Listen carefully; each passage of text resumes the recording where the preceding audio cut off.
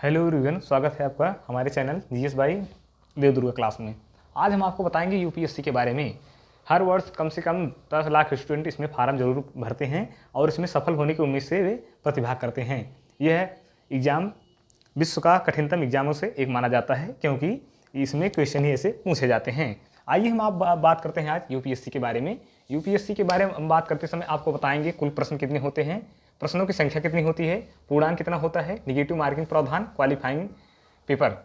तो सबसे प्रथम इसमें होता है, सबसे पहले सामान्य अध्ययन पेपर एक होता है जो 200 अंकों का होता है। इसमें कुल 100 प्रश्न रहेंगे, मतलब एक प्रश्न जो रहेगा वो 2 अंक का रहेगा। जैसे 100 प्रश्न हो गए, 100 प्रश्न हो गए, 100 गुणे 2 बराबर 200 नंबर इसका आपको मिलता है। उसके बाद इसमें निगेटिव मार्किंग का भी प्रावधान रहता है, 1/3 निगेटिव मार्किंग रहता है। जैसे आपको इस समझ सकते हैं, जैसे आपने एक क्वेश्चन किया वो सही था आपका, पहला क्वेश्चन आपका सही है, पहला क्वेश्चन आपका सही हो गया। अब उसके बाद 2, 3, 4 आपका 1/3 माइनस मार्किंग है।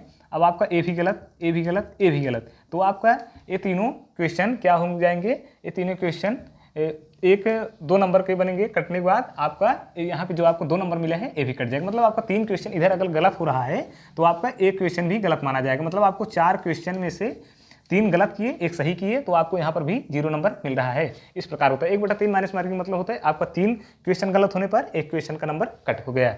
आपको यहाँ पे अब समझ में आएगा 1/3 माइनस मार्किंग मतलब एक प्रश्न पत्र एक की बात हो गई। इसमें आप बताएंगे आगे चल के।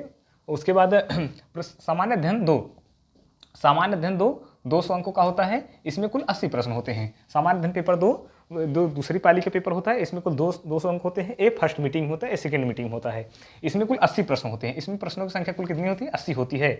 इसमें कुल कितने प्रश्न आप सही करना होता है, 27 प्रश्न सही करना होता है। अगर आपका 27 प्रश्न नहीं सही होता है तो आपको दिक्कतें हो जाती हैं। कम से कम 33% अंक आपको लाना होता है। प्रश्न पत्र 2 में भी 1/3 का ही माइनस मार्किंग होता है। इसका एक क्वेश्चन 2.5 नंबर का होता है। 80 क्वेश्चन रहता है और इसका एक क्वेश्चन 2.5 नंबर का होता है। गुणा करने पर आपको 200 अंक प्राप्त होते हैं। अब आपको सेकेंड क्वेश्चन में 80 क्वेश्चन 2.5 नंबर का होता है, गुणे करने पर आपको 200 अंक प्राप्त होते हैं। इस प्रकार आप समझ सकते हैं। जैसे आपका क्वेश्चन पेपर 1 हो गया फर्स्ट मीटिंग में और सेकेंड होता है आपका सेकेंड मीटिंग में। इस प्रकार यूपीएससी की पेपर हर साल आयोजित किया जाता है। आप फर्स्ट पेपर में भी आपसे बताए थे, कुछ दिन बता रहे हैं क्या, फर्स्ट यही चीज़ बताने जा रहे थे कि फर्स्ट पेपर में आपका कम से कम 55 से लेकर 60, 55 से लेकर 60 नहीं तो 50 आप इसके रेंज में हैं, आप इसके रेंज में फर्स्ट पेपर में हैं तो आपका कट-ऑफ क्लियर हो जाएगा, क्योंकि इससे आगे कभी नहीं गया है। इन तीनों रेंज के आगे कभी नहीं यूपीएससी का कट-ऑफ गया है। यूपीएससी पेपर 1 की बात कर रहे हैं, पेपर 2 में आपको क्वालिफाइंग होना जरूरी है, क्योंकि वो सेकंड वाला क्वालिफाइंग नेचर है। जब तक आप क्वालिफाई नहीं होते तब आप फर्स्ट कॉपी नहीं जचती है। आपको सेकंड पेपर क्वालिफाई करना पड़ेगा। उसके बाद आपको फर्स्ट पेपर में 50 से 55 क्वेश्चन आपका सही होना एकदम अनिवार्य है, क्योंकि इसके इतिहास में इतना ही ज़्यादा कट-ऑफ जाता है, इतने तक कट-ऑफ रहता है। इस कट-ऑफ क्लियर करने के बाद आप यूपीएससी में सेकेंड पेपर में अपीयर होने के लिए योग्य हो जाते हैं, मतलब मेंस लिखने के लिए। मेंस लिखने के लिए कि आपको ये बाधाएं पार करनी पड़ती है। Thank you.